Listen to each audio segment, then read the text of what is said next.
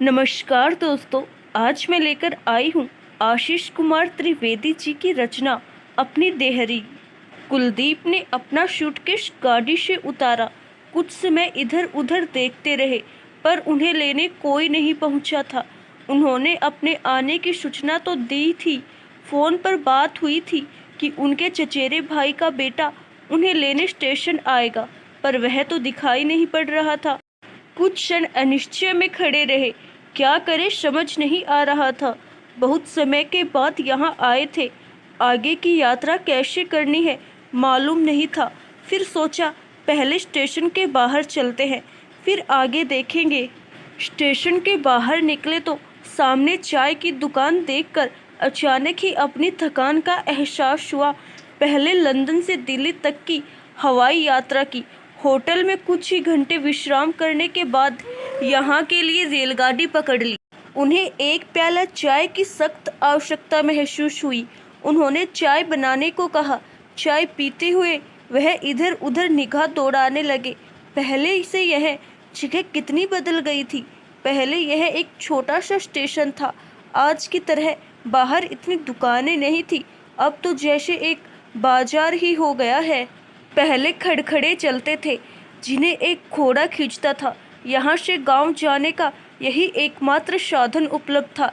जब वह हॉस्टल से छुट्टियों में घर आते तो सबसे पहले स्टेशन के बाहर कुल्हड़ में मिलने वाली चाय पीते थे, लेकिन आज प्लास्टिक के छोटे से कप में भी सिर्फ आधा कप चाय थी, लेकिन स्वाद वैसा नहीं था। कुल्हड़ से उठने वाली सौंधी सी खुशबू की जगह प्लास्टिक की गंध उन्हें अच्छी नहीं लगी। आधा कप चाय भी पूरी नहीं पी जाए। पैसे चुकाने के बाद उन्होंने पूछताछ की कि गांव जाने के लिए क्या साधन उपलब्ध है। पता चला कि एक बस आती है, किंतु उसके आने में कुछ समय है। समय बचाने के लिए लोग तिपहिया टेम्पो से चले जाते हैं। वह भी एक टेम्पो की तरफ बढ़ गए। उन्होंने टेम्पो वाले से गांव तक ले जाने का भाड़ा पूछा। टेम्पो चालक उनके हुलिये व बातचीत के लहजे से समझ गया कि पार्टी पैसे वाली है, शायद किसी बड़े शहर में रहते हैं और कुछ दिनों के बाद आए हैं। उसने दार्शनिक भाव से सुझाव दिया, साहब रेट तो हम पर सवारी का लेते हैं, लेकिन कई लोगों के साथ बैठना पड़ेगा, आपको असुविधा होगी। मेरे हिसाब से तो पूरा टेम्पो ही कर लीजिए। कुलदीप ने बाकी टेम्पो वालों को आवश्यकता से अधिक सवारी बैठाते हुए देखा तो बात उनकी समझ में आ गई। ट्रेन में अपनी बर्थ थी पर उन्हें घुटन सी हो रही थी। वह बोले, ठीक है, पूरे का भाड़ा ही बताओ। टेम्पो वाले ने कुछ देर दिमाग में जोड़ घटाना करने के बाद उन्हें भाड़ा बता दिया। कुलदीप समझ रहे थे कि उसने भाड़ा ज़्यादा ही बताया है, लेकिन इतने सारे लोगों के बीच दबकर बैठना उनके लिए संभव नहीं था। टेम्पो गांव की तरफ बढ़ने लगा और कुलदीप अतीत की गलियों में विचरने लगे। 7 साल की उम्र थी। कुलदीप, जिसे प्यार से घर में सब दीपू बुलाते थे, मैदान में साथियों के साथ गिल्ली डंडा खेल रहा था। तभी दूर से उसे बाबूजी आते दिखाई दिए। वह किसी काम के सिलसिले में शहर गए थे। जाते समय दीपू ने उनसे शहर से खिलौना लाने को कहा था। बाबूजी को देखते ही वह उनकी तरफ भागा। ए दीपू, कहाँ भाग रहा है? मुझे मेरा दाव तो देते जाओ, मनोज ने गुस्सा दिखाते हुए कहा। कल तुम्हारा दाव दूंगा, अभी मुझे बाबूजी के पास जाना है, दीपू भागते हुए बोला। दीपू भागता हुआ बाबूजी के पास गया।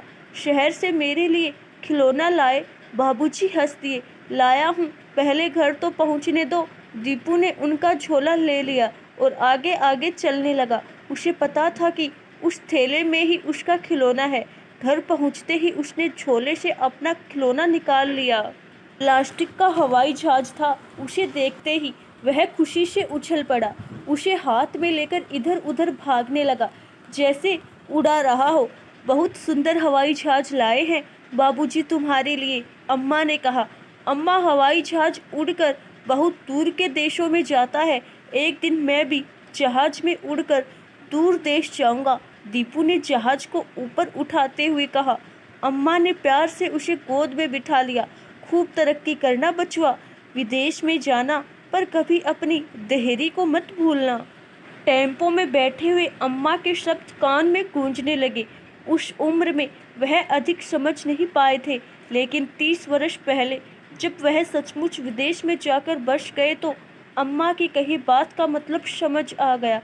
अपना देश, गांव और घर की देहरी हमेशा उनकी यादों में जीवित रहे। विदेश में रहते हुए कुलदीप ने बहुत कुछ हासिल किया, मान सम्मान, धन दौलत, सब कुछ।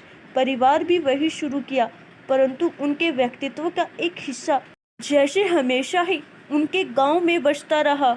एक बार अपने गांव को देखने की इच्छा कई वर्षों से उनके दिल में दबी हुई थी। इस बीच एक दो बार भारत आना भी हुआ, लेकिन गांव जाने का मौका नहीं मिल पाया। जब वह सोचते, कोई ना कोई बाधा उत्पन्न हो जाती थी। कुछ दिनों से दिल में एक अजीब सी बेचैनी थी, अतः उन्होंने तय कर लिया कि कुछ भी हो जाए वह अपने गांव अवश्य जाएंगे। उन्होंने पत्नी को यह फैसला सुनाया। पत्नी ने भी उनका समर्थन करते हुए कहा कि यदि उनकी इच्छा है तो उन्हें अवश्य जाना चाहिए। उसके बाद कुलदीप ने बिना कुछ सोचे जाने की तैयारी कर ली। गांव के बाहर टेम्पो से उतर रहे थे, तभी किसी ने पैर छुए।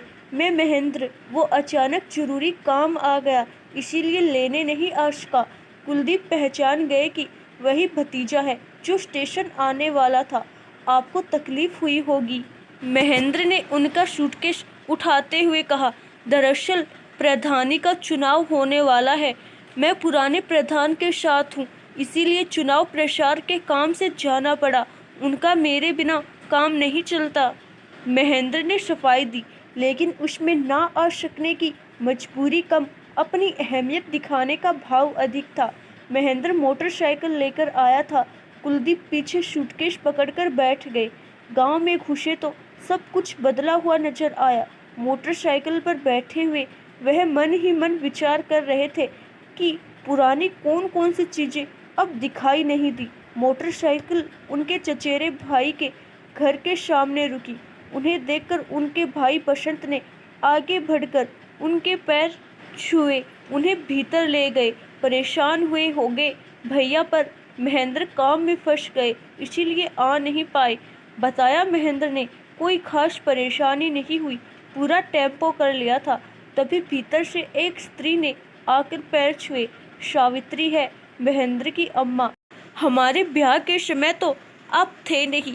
कुलदीप ने अपनी जेब से कुछ पैसे निकालकर शगुन के तौर पर दिए। अरे ये क्या भाई, सावित्री कोई नई दुल्हनिया तो है नहीं, पर मैं तो पहली बार मिला हूँ, कुलदीप ने पर्स जेब में रखते हुए कहा। सावित्री चाय नाश्ते की व्यवस्था करने लगी। चाय नाश्ते के बाद वह बसंत के साथ बातचीत करने लगे। खेती बाड़ी कैसी चल रही है? अब कुछ नहीं रहा, महेंद्र तो नेताई करने में लग गए। एक दोस्त के साथ ठेकेदारी भी करते हैं।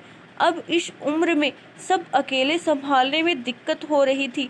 वैसे भी खेती में अब परता नहीं पड़ता, तो क्या बटाई पर दे दिया है? नहीं, खेत बाग सब बेच दिए। महेंद्र को उसका हिस्सा देकर जो बचा वह हम दोनों के लिए बहुत है। महेंद्र क्या? हाँ, अब बीवी बच्चे वाला है, सो हमने अलग कर दिया, रहे अपने हिसाब से। सावित्री वही आकर बैठ गई। वह बोली, एक बिटिया है 2 साल की, बहू उसे लेकर कुछ दिन के लिए पीहर गई है। कुलदीप अपना घर देखना चाहते थे। गांव छोड़ते समय उनके पिता ने वह चाचा जी से सुदूर कर दिया था। बसंत ने कहा कि पहले खाना खा लो, फिर ले चलेंगे। अतः कुलदीप अपने साथियों के बारे में पूछताछ करने लगे। 2 लोग तो अब दुनिया में ही नहीं रहे थे, कुछ शहर में बच्चों के साथ थे। केवल एक ही दोस्त गांव में था, वह भी अपनी बीमारी के कारण परेशान था। दोपहर को खाने के बाद कुलदीप बसंत के साथ अपना घर देखने के लिए निकले। वह कुछ दूरी पर था। दोनों अपने पुराने दिनों को याद करते हुए चले जा रहे थे। एक जगह पर गांव के कुछ लड़के इकट्ठे होकर पत्ते खेल रहे थे। बसंत ने गंभीर स्वर में कहा, अब समय बहुत बदल गया है भैया, बड़ों का ही लिहाज नहीं है, दिन भर आवारागर्दी करते रहते हैं। इनकी वजह से गांव में लड़कियों का घर से निकलना मुश्किल हो गया है। ऐसी भद्दी बातें करते हैं कि पूछो मत। कोई कुछ कहता नहीं है। कौन कहेगा, जरा जरा सी बात पर तो सर फुटबल हो जाता है। अब लोगों में वैसा प्रेम भाव नहीं रहा। कुलदीप सोच रहे थे, सचमुच बहुत कुछ बदल गया है। उनके समय में तो साथ खड़े होकर बात भी कर रहे होते थे तो बड़ों को सामने देखकर संचोक होता था। ये लोग तो बैठे पत्ते खेल रहे थे। अपने घर पहुंचे तो वहां पुराना कुछ नहीं रह गया था। खपरेल के छप्पर वाले कच्चे मकान की जगह सीमेंट से बना दुतल्ला मकान था। भैया ताऊजी मकान बाबूजी को दे गए थे। उनके बाद हमने इसकी देखभाल की। आप तो जैसे हम लोगों को भूल ही गए थे। पुराना मकान जर्जर हो गया था, इसीलिए महेंद्र ने यहाँ पक्का मकान बनवा लिया। अब वही यहाँ रहता है। कुलदीप उन नई दीवारों में उस पुराने समय को महसूस करने का प्रयास करने लगे। मन को कई तरह के भावों ने घेर लिया। कुछ तस्वीरें आंखों के सामने तैरने लगी। जब दीपू 10वीं में था तभी अम्मा सांप के काटने से चल बसी। दीपू का रो रो कर बुरा हाल था। बाबूजी ने अपना दुख छिपाकर उसे संभाला। 10वीं पास करने के बाद बाबूजी ने दीपू को उसकी बुआ के घर 12वीं करने के लिए भेज दिया। 12वीं के बाद दीपू ने कॉलेज में दाखिला ले लिया और हॉस्टल में रहने लगा। छुट्टियों में जब वह घर आता तो देखता कि बाबूजी पहले से और कमज़ोर हो गए हैं। वह चाहता था कि जल्द से जल्द कॉलेज ख़त्म कर नौकरी करे ताकि बाबूजी को अपने साथ रख सके। एमएससी करने के बाद दीपू पीएचडी करने के साथ साथ एक स्कूल में पढ़ाने लगा। वह जिद करके बाबूजी को साथ ले गया। बाबूजी कुछ दिन उसके साथ रहते और कुछ दिन खेती के सिलसिले में भी समय निकाल कर गाँव चला जाता था। गाँव का खुला वातावरण उसके दिल दिमाग को ताजगी से भर देता था, जो शहर में उसके व्यस्त जीवन के लिए बहुत आवश्यक था। पीएचडी करने के बाद उसे बम्बई के एक कॉलेज में प्रोफेसर की नौकरी मिल गई। बाबूजी के लिए भी खेती बाड़ी संभालना कठिन हो गया था, अतः खेत बेचकर और घर चाची को सौंप वह भी दीपू के साथ बम्बई चले गए। बम्बई में कुछ ही दिन बिताने के बाद बाबूजी की मृत्यु हो गई। दीपू अब अकेला पड़ गया था। उसी दौरान उसे लंदन जाकर रिसर्च करने का मौका मिला। वह हमेशा के लिए विदेश चला गया। कुलदीप बहुत देर तक यादों के समंदर में गोते लगाते रहे। बसंत चुपचाप बैठे इस बात की राह देख रहे थे कि वह चलने को कहे। आखिरकार बसंत ने ही कहा, चलो भैया, सांझ हो रही है, तुमको गांव के कुछ लोगों से मिलवा दे। बसंत की बात सुनकर कुलदीप अपने ख्यालों से बाहर आए। महेंद्र ने कहा कि वह रात में खाने के लिए घर आएगा, तब उनसे बातचीत करेगा। वहां से निकलकर वह गांव में घूमने निकले। एक जगह कुछ लोग बैठकर बातें कर रहे थे। बसंत ने उन लोगों का कुलदीप से परिचय करवाया। वहां कुछ देर बिताने से ही कुलदीप का मन ऊब गया। चर्चा का विषय सरपंच का चुनाव था। कुलदीप ने महसूस किया कि राजनीति ने किस प्रकार लोगों को खेमों में बांट दिया था। रात को खाना खाने के बाद वह सोने चले गए। करीब 10:30 बजे थे। उन्होंने अपना आईफोन निकालकर कुछ देर पत्नी से वीडियो चैट की। चैट के बाद वह सो गए। रात में प्यास लगने के कारण उनकी आंख खुल गई। पानी पीने के लिए वह कमरे के बाहर आई। महेंद्र अपने माता पिता के साथ बात कर रहा था। अम्मा, मुझे तो लगता है कि अपने मकान का पैसे लेने आए हैं, पर मैं कह दूं, कुछ भी मत देना। इतने दिन हमने देखरेख की, अब इतना पैसा भी लगा दिए, अब उनका कोई अधिकार नहीं है। सावित्री ने बेटे का समर्थन किया। बसंत ने समझाने का प्रयास किया, लेकिन उनके पास तो इतना कुछ है, फिर इतनी दूर हिसाब करने क्यों आएंगे? सावित्री ने फौरन तर्क दिया, जिसके पास जितना अधिक होता है उसे इतना ही लालच होता है, वरना इतनी दूर आने का और क्या कारण हो सकता है? अभी तक तो नहीं आए कभी। उन लोगों की बात सुनकर कुलदीप का मन खराब हो गया। वह कमरे में वापस आ गए। बिस्तर पर लेटे हुए वह सोच रहे थे, यह क्या हो गया है उनके गांव को। ऊपरी बदलाव तो समझ आता है, किंतु सोच में इतनी गिरावट कहाँ से आ गई? यह समाज उनके समर्थियों में बसा समाज नहीं है, वह तो कहीं खो गया है। आशा करती हूँ दोस्तों, आपको हमारी आज की कहानी ज़रूर पसंद आई होगी। धन्यवाद।